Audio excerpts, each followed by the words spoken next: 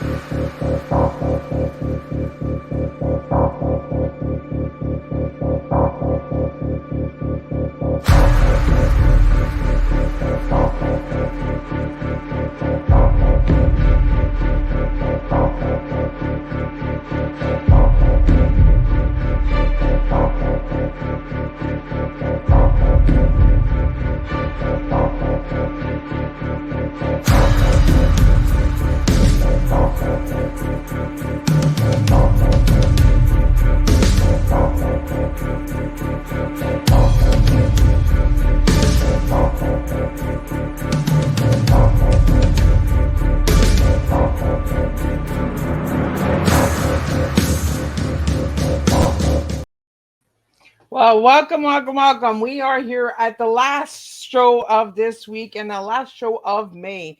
That's right, we're finishing May. And tonight I have Joseph M. Lenard from here coming in and speaking about the book he wrote, Terror Strikes. And we're going to really put some trigger warnings out there just in case anybody is a little triggered by our conversation tonight. And we're also going to wrap up May. So we're going to do a good, hard, deep May finish up with Terror Strikes. So a little bit on Joseph and a little bit of the disclaimer, all that good stuff. And then we're going to wrap it up and we're going to finish up this incredible month of May. Disclaimer for Miss Liz's Tea Time Live show. Miss Liz, myself, is going live using StreamYard. Before leaving a comment, please grant StreamYard permission to see your name at StreamYard.com.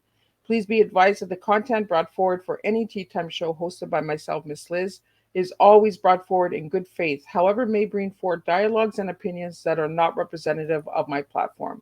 The facts and information are perceived to be accurate at the given time of airing. All Tea Time guests and audience participants are responsible for using their good judgment in taking any action that may relate to the discussion. The content brought forward may include discussion for some where they may be emotionally at risk. It is significant to know that this show is engaging in discussion forums only to offer and inspire awareness and connection and is not providing therapeutical advice. If you have any questions about the disclaimer or the panelist discussion, you may freely contact me, Miss Liz, through my email at bookingmissliz@gmail.com. Moving forward, should you choose to voluntarily participate in this show in any aspect, I myself, Miss Liz, welcomes you. And should you find that this show is not made for you at this time, I respect that choice and I will see you at a later show at a later date and time. And again, all tea times are done on a Thursday this year in 2023, unless it's a rescheduled tea time, which will be a Monday or a Tuesday. So now let me give you a little bit on Joseph. Joseph M. Lenard, a.k.a. J. Lenard Detroit, author, blogger, cancer survivor, former IT professional, podcaster, political activist, speaker, spokesperson, that word I'm going to struggle with, for American Hartford Gold IRA Group, vlogger and writer. He's the author of Terror Strikes, coming soon to a city near you, #1 Amazon bestseller, and How to Write a Book and Get It Published. Born in the 1960s, very much a person of the 1980s, lifelong by choice and residence of Michigan. Holder of 36 copyright materials. So let's get Joseph in here, and I'm going to just sip some tea while he gets in here and shares a little bit of. Yeah. So, well, the first thing is that, it's Joseph M. Lenard. It looks like Lenard. It's not French. It's actually Polish somehow, but Lenard without an O. And the word you were looking for was affiliate. Affiliate.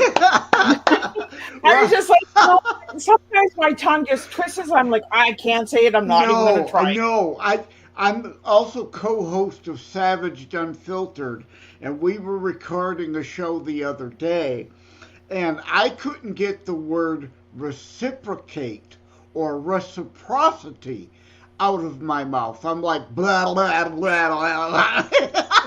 So Right? Sometimes your tongue just it's not going there. yes, like brain is trying to engage the tongue. I'm in drive, but somehow I'm going backwards, right? Right? Sometimes you just gotta say, you know what? I'll put the plug in the tub. Like that's it. So, Joseph, I really want and your book. I have done some research on it, and it's really an incredible book. So let's talk about terror strikes, and let's get some information out there. Sure. Well, the first thing is, of course, there are a lot of books that have start off with the two words terror strikes. So it's important, of course, then to remember the subtitle coming soon to a city near you. Well, why that? Due to the Wuhan virus hysteria, there are a lot of people who seem to think terrorism went away. Like terrorists all over the planet all decided, I'm just going to throw away my AK-47 and be a good guy now. Right? Not No, happening. didn't happen. You just weren't hearing it in your nightly news all the time, right? So coming soon can happen at any time to a city near you, can happen anywhere. This is not just a New York City 9/11 thing, right? My book's international. There is a YYZ Toronto chapter, a London, England chapter, a Madrid, Spain chapter, a Tokyo, Japan. But even aside from those, there's also a Tulsa chapter. There's a Naperville, Illinois chapter. Again, making the point, this isn't a big city issue. I'm going to turn my back on you temporarily to grab. Oh no, he's already turning his back up. To grab a sheet of paper because I can't remember everything. I'm 60, gonna turn 61 this year. Memory isn't what it used to be, so I don't memorize this stuff. I've got a note. Like last year in the United States alone, there were over 200 defined mass shootings. All right. Yeah, did you hear that? Right? And here's a couple. Iowa nightclub. Well, that's not a big city location. Arkansas car show. That's not a big city location. Vegas hookah bar. Well, that's certainly not New York, LA, right? A Virginia hookah bar. So, coming soon can happen anytime to a city near you. The people of East Palestine, Ohio, I know you all heard the train derailment outside of East Palestine, Ohio. Well, now I'm not saying that's a terrorist attack, but what I am saying is if those who've read my book were not surprised. They knew it was coming. The Tulsa chapter foretold it. Again, now whether accident or terrorism, it was coming. So if you'd read my book, you wouldn't have been surprised by that. And because years ago there was an Amtrak between Chicago and St. Louis that was derailed in the middle of nowhere. So again, these things can happen anytime, any place. Like Teresa in my Naperville chapter says, she thought she was the mama bear she needed to be for her young daughter, but turns out she was really more an ostrich, right? I'm not selling fear porn here. I don't want you to be paranoid, right? Terrorism is the main thread, but this is not a book about death. It's life and living, right? But like an ostrich, you can't just wander onto train tracks, hear a noise, bury your head, and not expect that oncoming train still isn't gonna bowl you over just because you're not paying attention. So I want you to live your life awake and aware to things around you. Well, that's what I got when I did the research on you, Joseph, is that you want people to pay attention, you know? And it's and terrorism is not like a big war all the time. It's like school shootings and shootings in malls, and that's somebody taking someone else's life. Yes, From what exactly. I'm getting from the books and the research that I've done, Joseph, is, pay attention, stay awake, don't close your eyes to things that are And coming or that will be yeah, and coming. again, the book is not just about terrorism. Again, from a sheet of paper, so I get this right. Yes, about terrorism, but not a book about death, but life and living. Life over death, hope over fear, faith over despair, love over hate, good over evil, individualism over collectivism, which I know resonates with your freedom truckers, freedom over tyranny, family and friends, right? So there's a lot of things really going on in this book. Terrorism is just the thread that ties these things together. Because we follow Martin, a Detroit newspaper man, who decides to write a book called Terrorist Tracks about terrorism. So that's really what the book is. It's a book in a book. We follow him and his research and thinking about these things. And it's not just terrorism, right? Crime. Crime is like out of control because some of these people with this ridiculous notion of if you're just really nice to criminals, maybe they'll stop being criminals. Yeah. Yeah, we'll just wake up and take a Hello? magic pill and it's all gone, right? Hello? So crime can happen anywhere around any corner. Again, not to make you paranoid, but just live, but be alert, right? Like Teresa in the Naperville chapter. You've got to be a mama bear if you're a parent, right, for your child. You can't be the ostrich. And I think it's really important what you're doing, Joseph, because you're bringing the awareness of paying attention, but you're not saying terrorism. Your book was put in the terrorism category on Amazon because of what was written in it, but you're giving the awareness of things coming and things that have happened. And I think we need that research and we need that education out there to understand words, not be paranoid and not be afraid. The word terror is not to go and put yourself in panic mode. It's to just be awake, Right. be alert, Right. you know? The word situational awareness. Now, I use that term advisedly, and because people hear that and they automatically think some spy movie on TV, right? The guy goes into the restaurant and he picks the booth in the back corner so he can always have his eyes on the door. Always everything. I'm not talking about that kind of paranoia. Situational awareness is all kinds of degrees, right? Yeah. If I'm going to a restaurant that's a taco place, I'm not expecting to get pizza. That's a degree of situational awareness, a very oversimplification.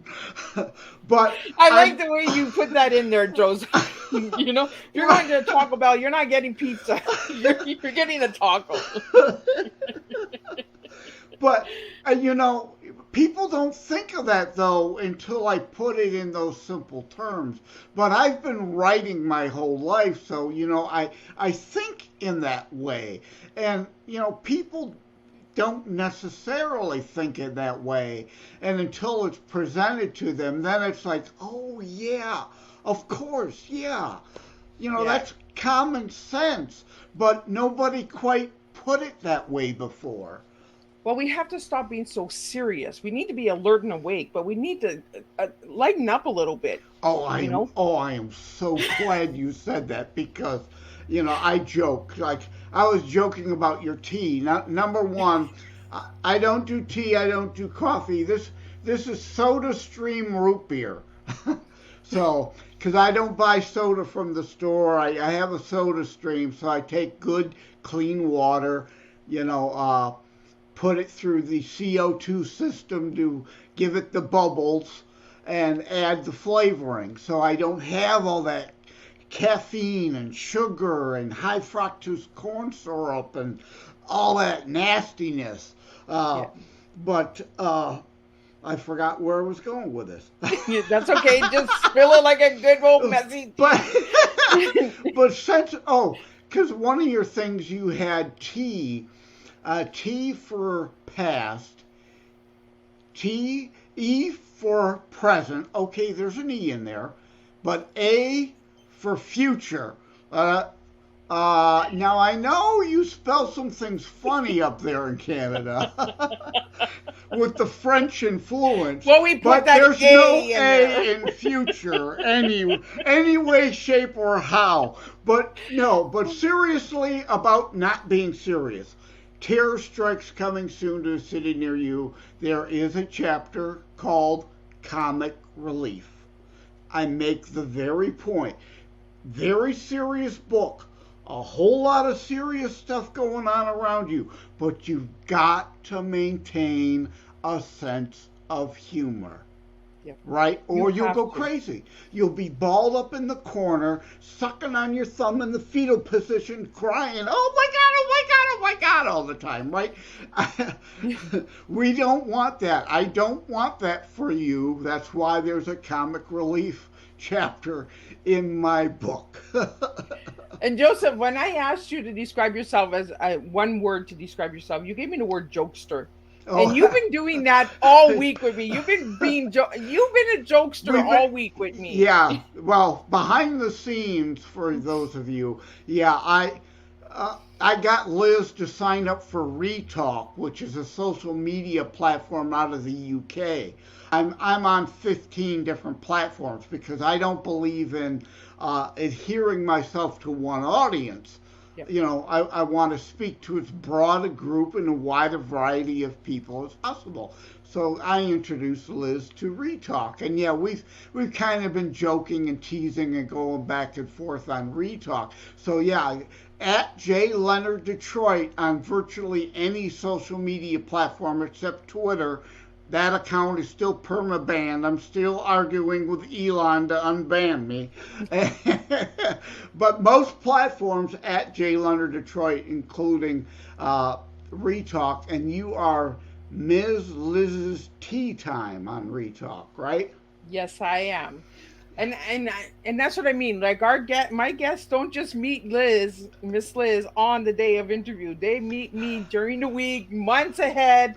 And we joke back and forth for weeks. Yeah. You know, we really built that relationship together. And like I say, comic relief. This isn't in the comic relief chapter, but that sets it up. I tell a couple of what I call Joe originals. Okay, I've literally written jokes that my local comedians use on stage.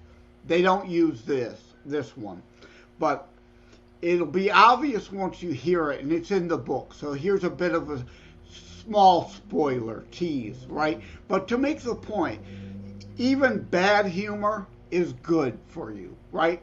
All right, to be or not to be, that is truly the question. Because if it's to be, I got bingo! That's a Joe original. Or as Michael Gardner, like I said, I co-host Savaged Unfiltered podcast. Michael Gardner, the creator of the show, calls me Joe the Joke Man Lenard. Yeah, as you can see, right? Joseph, we have a question here for you. Are you a professional comedian? Oh, yeah. No. You know what? And we interviewed a couple comedians on Savaged Unfiltered lately, and the one, Sadia, she said, you know, maybe you really ought to go to an open mic night one night. I said, no, I can't remember the stuff. I can't do a stage presence, but I can do some jokes. And like I said, I've handed jokes to professional comedians here in Wyandotte at the Portofino restaurant, there is the comedy room. And I know Saul and Cal and Charlene over there.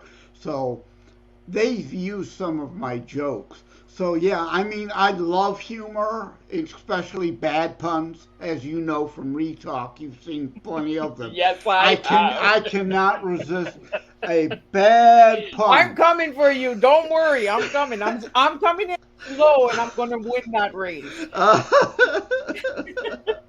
Yeah, and what she's referring to is I said, I'm happy to bring her on Retalk, introduce her, and she's my friend. Retalk works a little different. It's a point system. You build points. Until she gets close to me in points, then it's, all bets are off. Then we become enemas. I mean enemies. Right? Well, That's one I'll of my take the bad enemy puns. over the enema. But again, I cannot resist a bad pun. You know, people may cringe, but still, that cringe lightens the mood. It does. It changes the tone. Somebody may be having a bad day. And again, back to seriousness, like PTSD is dealt with in this book. Survivor's guilt, the issue of suicide prevention. Because sometimes someone may survive like 9/11, and why did I survive? Why did I get out of the building whereas my colleagues didn't? Survivor's guilt is a heavy burden on people. So suicide prevention is a serious sub-thread in the book. And a not so serious one, if you're into sports, if you like baseball, baseball's in the book too. It'll make sense once you read it. It may not now. But, so things are tense. And if you could just get somebody off kilter and out of their depression with even a horrible bad joke like the play on words between enema and enemy, right? It can change their whole day. Yeah. So, Joseph, you say baseball. Why is baseball in the book? Well, I want to be careful. I can't give too many spoilers, but okay, no spoilers. We're not going to home base. I will say this. Following 9/11, the world was still somewhat paranoid, and are we ever going to have any sense of normalcy anymore? And that answer came when George W. Bush threw a blazing strike over the plate at the Yankees game to say, we're returning to normal. And then there's more to it than just that. But that, and the word terror strikes. I like enemy and enema. I like wordplay. Strikes. Terror strikes, as in an assault. Strikes, as in ball down the middle over the plate, baseball. That's I like one that because tease. you make people look at it differently, right? You bring in the words and you make them look at the word differently. Well, like a strike, like a bomb coming in, and a strike like a baseball game. There's different ways of looking at things, and I think that's where we really need to educate people in the minds of saying, you know what, you see the word terror, you don't go, oh, you go, I want to know more. Right, exactly, and there's several plays on words through the book. Obviously, I don't want to give a bunch of them away. Again, yeah, go and buy a copy. Yes. Everyone go out and get a copy. And so I don't forget, thank you. You kind of reminded me. Anyone listening in the United States, because the cost of shipping is pathetic out, international shipping. I know. You've got to buy local. But anyone in the U.S. watching, you could go to terrorstrikes.info/shop. Use the promo code Miss Liz to get 15% off the book plus free shipping. Now, if you're outside the U.S., you can still go to terrorstrikes.info/shop. Then there's a link to international sales where you could find the book anywhere all over the world, somewhere close to you, so you're not paying outrageous shipping. But another play I mentioned, Martin is writing a book on terrorism. His book is going to be called Terrorist Tracks. And there's another play, Tracks, as in Sherlock Holmes mystery, following in the footsteps, right? And Wow. tracks.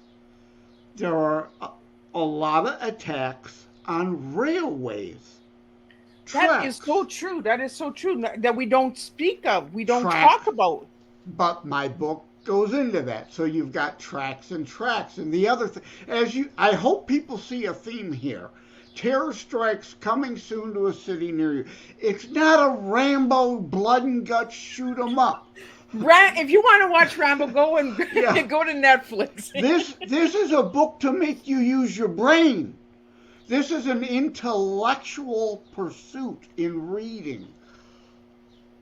And Yeah, it's for all ages. I made sure to not there's one damn in the book. Spoiler. But dam could be a water dam. Yeah, well, not necessarily, but in a war scene, damn is used. Because I'm setting a war scene. If they don't at least use the word damn, if not worse, you're not going to believe the scene, right? But at the same time, I want you to be able to actually read it and then hand it to a middle schooler to learn things they're not getting in school. It's a historical fiction book. I call it faction, part fact, part fiction, so that people are learning history they're not getting in school. I tie a lot of things together here. I like that you want to get into schools, and I like that we need to bring different to the schools.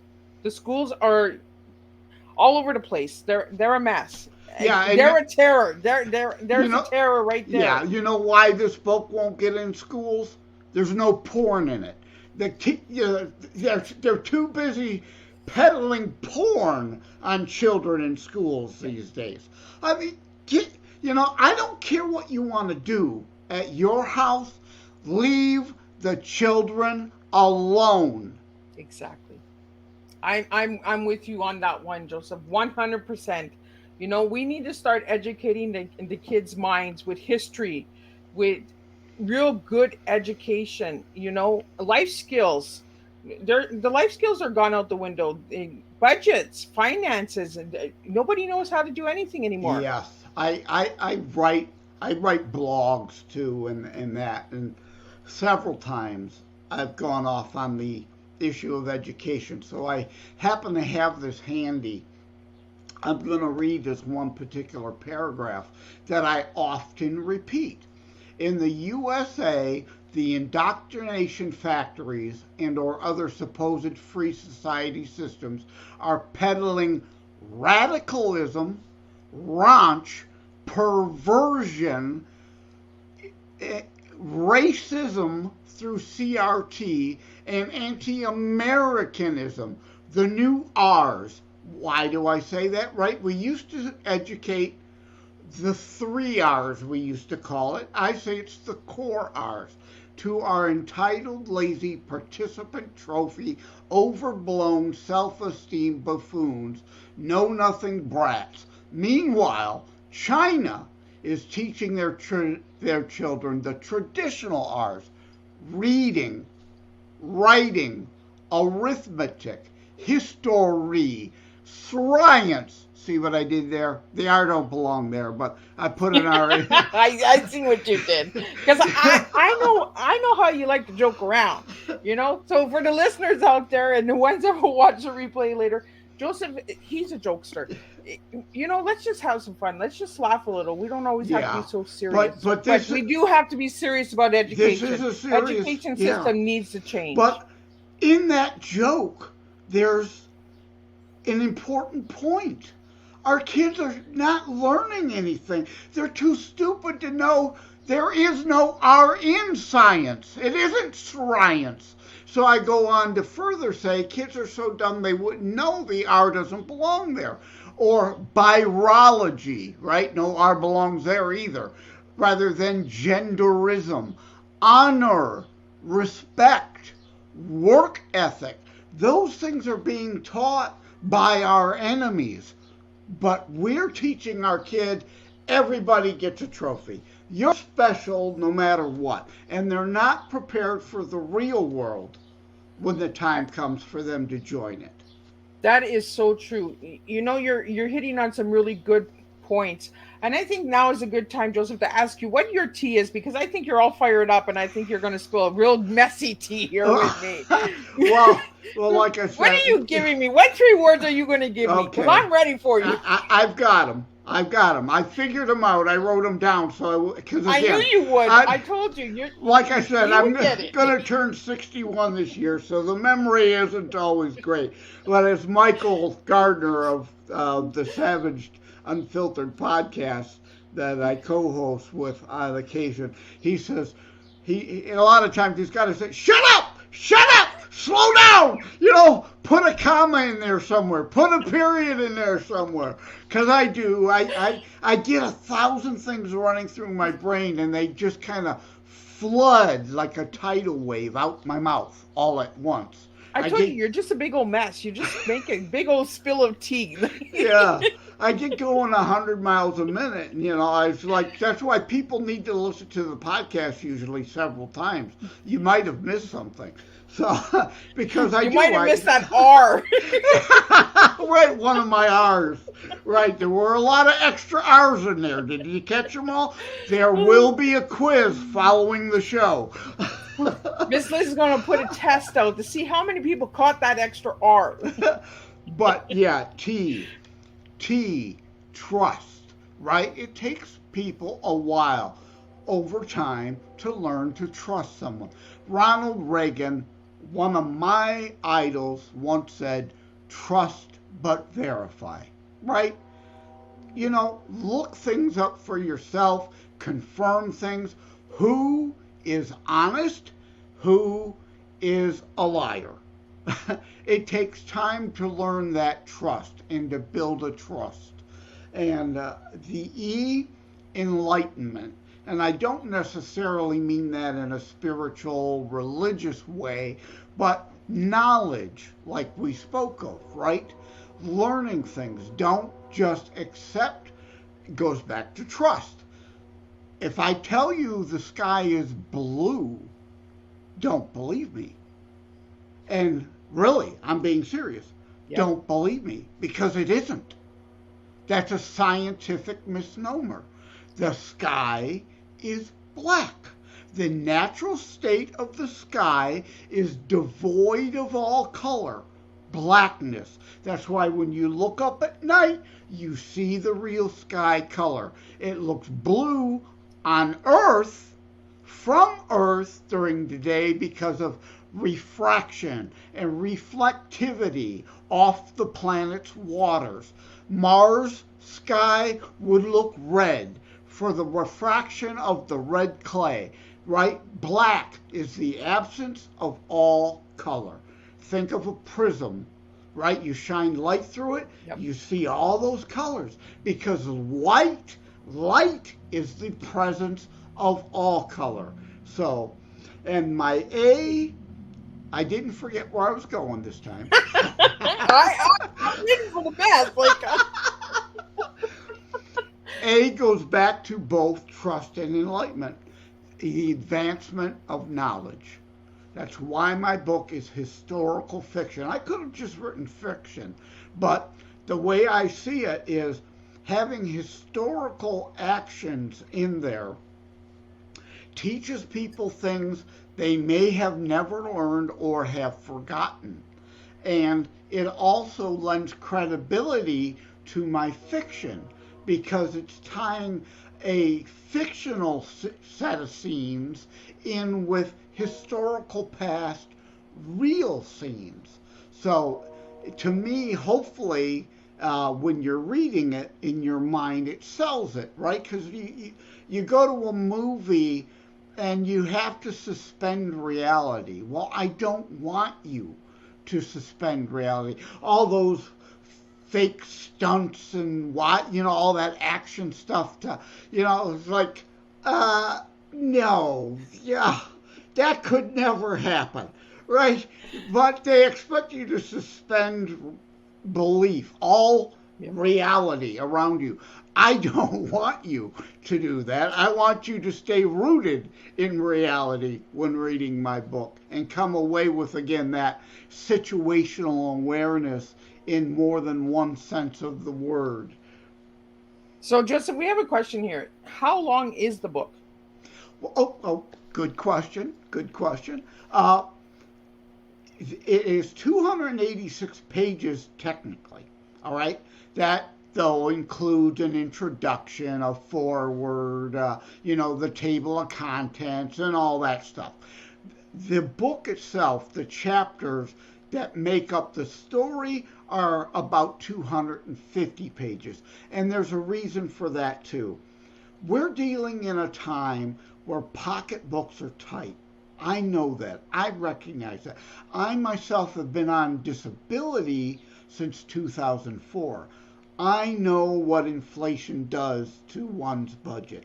I know your entertainment dollars are less than what they were 5 years ago. Yep. So I could have wrote, and in fact, there's a joke in the book. I won't give it away, but you'll get it when you read the book. Martin contemplates the same concept. I could write a 700-page book, but I don't want you to have to pay $50 for it. Right? I want a reasonable size, gets the points across book into your hands at a good, reasonable cost. So, Joseph, we have a question. How big are the chapters in the books? Oh, it varies. It varies. I'm going to grab my book. I'm turning my back on you again. Oh, my God. I am so offended. The back. Because since you're up there in Canada, there are varying sizes. And a chapter basically sets up with an opening kind of paragraph.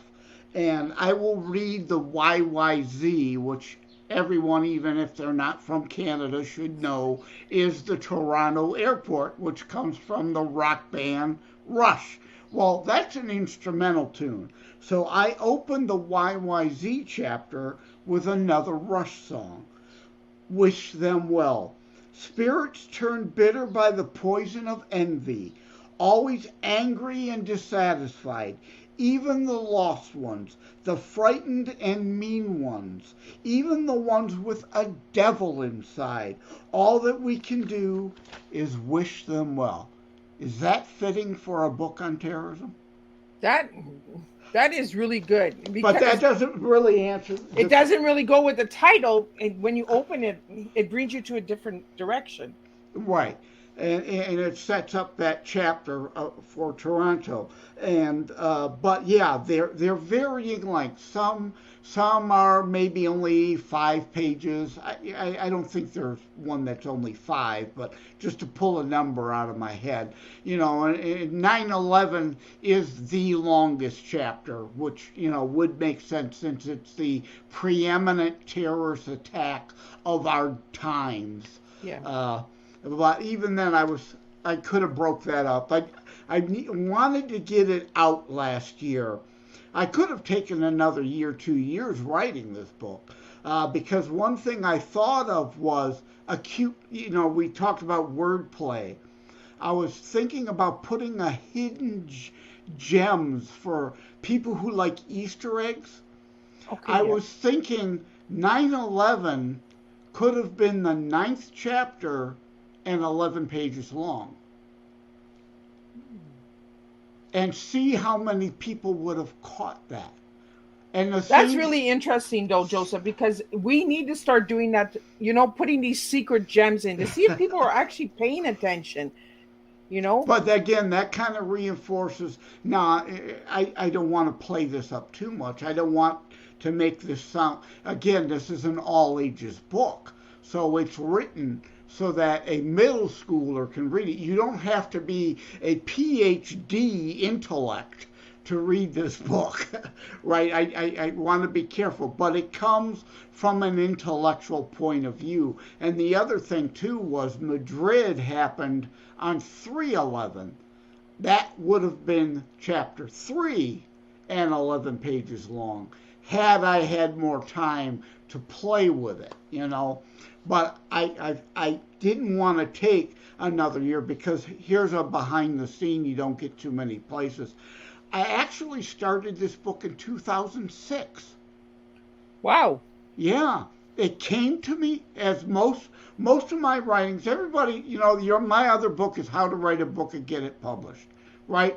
If you're thinking about writing, or even if you're not thinking about writing, maybe you want behind the scenes of what goes on in an author's brain to getting a book to you. How does that happen? How to Write a Book and Get It Published.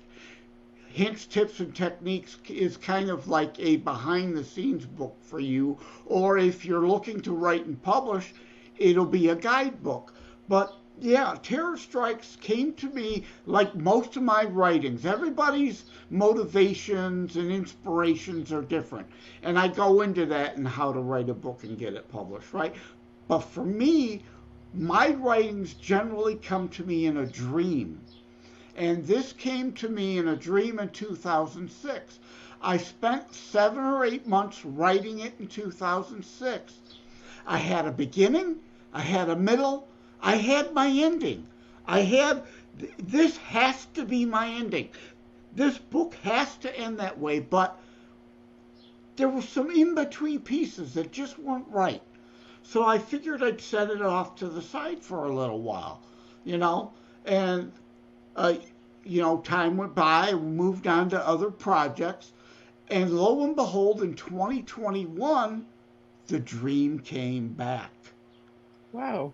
I'm like, okay, I get it. I dusted it off. I spent another 6 months. Now, obviously, since I started it in 2006, there was some stuff that was stale that then had to come out and be rewritten, as well as the new stuff added. But it was the perfect timing because, like I said at the beginning of the show, with the Wuhan hysteria, people have forgotten about terrorism. It hadn't gone anywhere. It's still here. And again, like the ostrich, just because you don't think about it, don't mean it can't happen to you. And it can come at any time, so it's coming to a city near you. Yep, coming soon to a city near you. Exactly. Thank you. I was wondering why that subtitle was on that book, and I was like, why? Like, coming soon. Okay, the book is coming soon, but why is it on the book? Yeah, exactly. Again, double important meanings. Now, now if you just put in Terror Strikes in Amazon, you'll get a boatload of books. So you need to know the subtitle, and every subtitle, of course, then has meaning. That's why mine is coming soon. Again, can happen anytime to a city near you, can happen any place. It is absolutely imperative that subtitle goes with that book to make those points. So we have a question. Why that title, Terror Strikes? Well, again, maybe they weren't tuned in earlier. Terror Strikes has got a double meaning to it. Strikes, as in an assault, as a terrorist strikes a location. Strikes, as in baseball balls and strikes. Yeah, we're going for home runs here tonight. Yeah, and it doesn't have to What's the score so far? Is this Liz winning or is it Joseph winning? You know, I think I'm in the lead tonight with the team. Oh, no. You're paying off the umpire. Oh, is that what I'm doing? No, okay. No, but seriously, that's why that title, that's why it's important that title goes to this book. But again, in case if you missed it earlier, not a book about death, life and living. I can't stress that enough. Don't let the fact that terrorism is involved here dissuade you from the book. You can read it for a myriad host of other reasons. All those that I read earlier, where did I put my paper, right? It's about life over death, hope over fear, faith over despair, love over hate, good over evil, individualism over collectivism, freedom over tyranny, family and friends. And I want to go back to one, hope over fear. Here's a little spoiler for you, and to give you that, connotation of this is an intellectual pursuit, not a blood and guts shoot 'em up kind of book. Hope over fear. Martin's wife's name is Hope. So it is literally and figuratively about hope.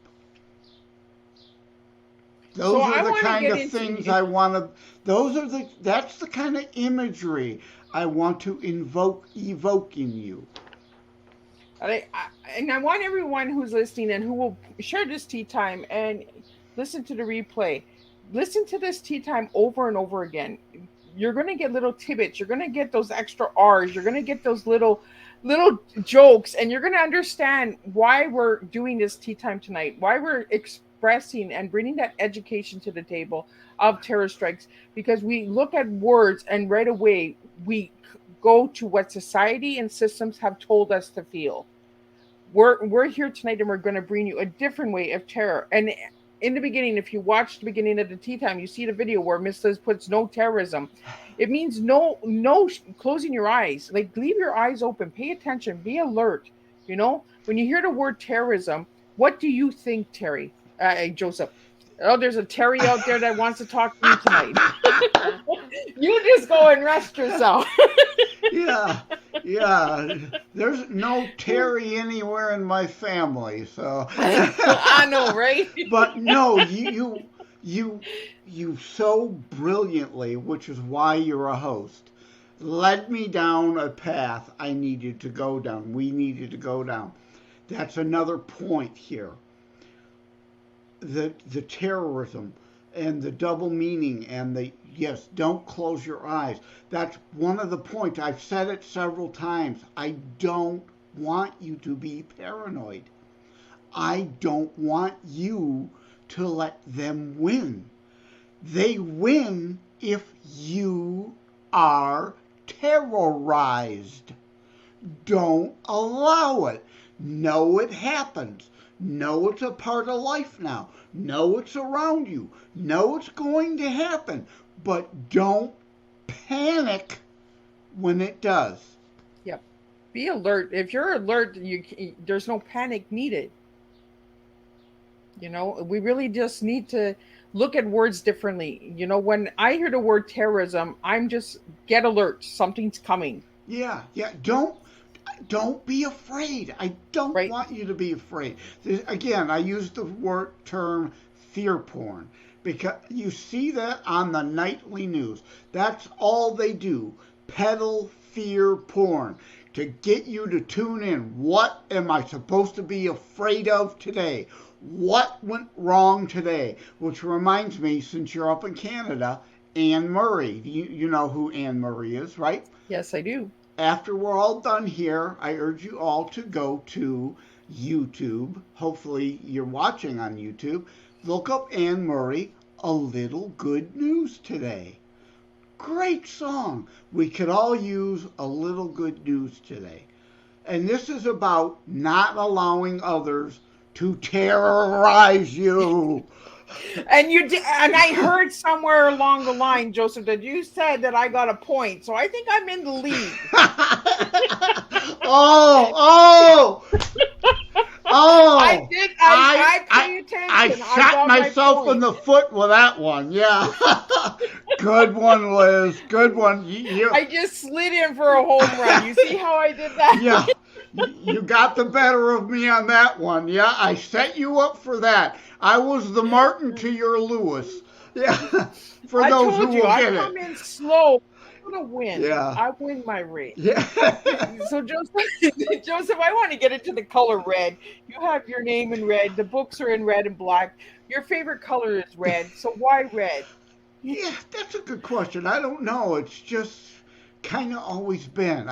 I'm no longer married. I'm divorced, but I married a redhead. Is that coincidental or not? You decide. But yeah. But no, yeah, I just always liked the black and red combination. Growing up, I played hockey.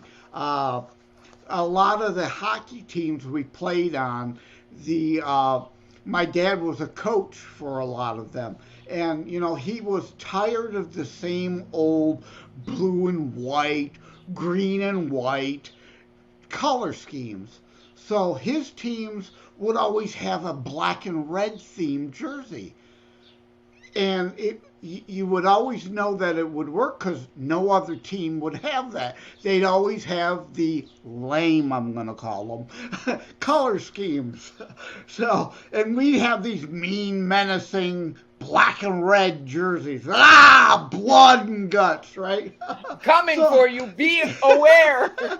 So yeah, red's just kind of always been my color, and Terror Strikes, the black and red theme.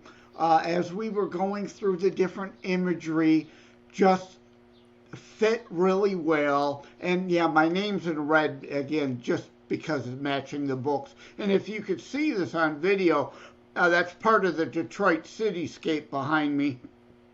And I've written many books. I've been writing my whole life.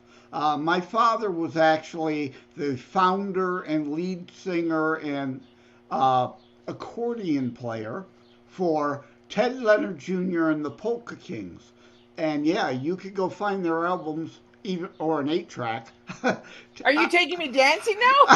out on eBay still. You could still find those. So I got the creative gene early. So yeah, I recorded music in the 70s and 80s, but that never really went anywhere. But short stories, novelettes, novels always stuck with me.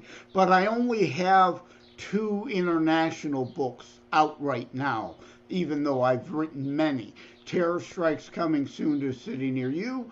And a lot of interviews, the interviewer would say, come back and just discuss the writing process, right? And the publishing process. So I said, well, my second international book has got to be How to Write a Book and Get It Published, Hints, Tips, and Techniques, right? So, yeah, it just adopted the same color scheme to link the books, kind of tie it all together there. But, yeah, because I #1 bestseller on Amazon. Terror Strikes coming soon to a city near you.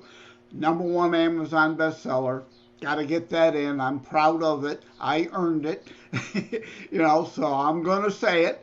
And so, yeah, if you're interested in writing a book, I, as a #1 bestseller, take you through the journey in how to write a book and get it published, hints, tips, and techniques, how to hopefully achieve the same dream that I was able to achieve. But again, if you're not interested in writing and publishing, think of it like a tell-all without the name dropping, right? It's a behind-the-scenes look at what does an author go through to get a book into your hands to read it. It will give you some insight behind books you've never had before. And you're taking me dancing because you mentioned polka. I'm coming in with another point here. I got to get these points. I can't get the points on that real talk. I'm going to get the points on Teatime. So, Joseph, what final message would you like to share with the audience tonight? Well, since you mentioned music, and since I mentioned I wrote and recorded music, I don't have any of it available online or anything. But there is one thing music related that is online. if you go to terrorstrikes.info, under the More tab, there's a radio play that I wrote in 1984. That was in response to a music contest CJOM Windsor, Ontario station was having, where you wrote a radio play introduction to the Song of the Week. And that week it was Billy Joel's Eyes Without a Face. So I wrote The Adventures of Detective Idol to introduce that song. It's a reimagining of the song because I've heard him talk about it came out of a movie he saw, an old horror movie where somebody removed a person's face, so it was eyes without a face. That's the story behind the song. I reimagine it with my radio play intro. I've reached out to Billy Idol. Unfortunately, I've never heard back. But as you could see, there's a lot of things here. Terrorstrikes.info is one of my websites. That's for the book. But there's a More tab, and there is lots of rabbit holes, like a page for my father, Ted Lenard Jr. and the Polka Kings. The CJOM radio play. You can read the play, you can listen to the play, you can watch the Billy Idol video there, whole lot of stuff there. And I also have josephmlenard.us, and I see you have that on the screen. That's the author site my publisher put up for me. There's not much there. That's mainly, again, so that I give out my name. I want people to be able to find me there, obviously. And if you want to reach out to me for any reason, you can go to josephmlenard.us. Again, it looks like Lenard. It's not French. It's Lenard without an O. Joseph. My Canadian French blood. Yeah. Is Lenard. Right. I just flow it differently. But there is a contact tab at either of those sites if you want to reach out to me, or if you use Shopify. If you want a one-on-one consultation about writing your book, you could go to Shopify and find Joseph M. Lenard Media, and we can have a one-on-one Zoom consultation. So if anybody wanted to reach you, the best one to get is the Joseph Lenard. Yeah. I want to do the French way again. Yeah, it's my French no. Canadian blood. I'm sorry. Oh, there's the sorry. Minus a point. Sorry. There's the Canadian sorry. Yeah. I love the Canadian accent. I used to vacation up on Sparrow Lake in Aurelia, which is just outside of north of Toronto. And shout out, rest in peace, Gordon Lightfoot, who was from Aurelia. So, and yeah, we still have the Edmund Fitzgerald Memorial at Mariner Church here in Detroit every year in honor of those who went down, who are lost, never found. So yeah, I love the Canadian accent is where I was going with that. I'm not mocking you. I'm not making fun. You're not going to take a point away from me. I keep my points. This is a loving tease. Well, it's been a real honor having you sit with me, Joseph. And this is what we need. We need a little humor. You hear and you see the book Terror Strikes and you think, oh, you know what? Listen to this Tea Time and you're going to see that we're going to take you on a different journey. And we're going to close up May with a really strong terror strike, with a home base run. I'm striking Joseph and I'm coming for him because that's just how Miss Liz works. Joseph, so I want to thank you for tuning in. I want to thank all the viewers and listeners. If you're listening to the replay, push #replay. Let me know where you're tuning in from. I always like to learn where you're coming in from. And if you have a platform that Miss Liz is not on and you'd like me to be on it, send it to me like Joseph has with the Real Talk. And we'll just get Miss Liz all over it. And Miss Liz will just keep getting points all over the stadium and get a bunch of home runs because that's just how we roll. Well, that's another thing in the book. I mean, politics is in the book, free speech. and I always social media. I'm on 15 platforms. Why would you want to limit yourself? Get Right? on all of them. Just make a mess. Just spill it. And come in with a home run and a good point. So I want to thank everybody for tuning into Tea Time tonight. And I will see everybody next week with a new set of 3 guests next Thursday at 10 a.m., 3 p.m., and 7 p.m. That's just how cannot this rolls. possibly be as good as this episode. Cannot possibly. So let's just share the terror and let's strike it hard. All right. Take care, everybody. God bless.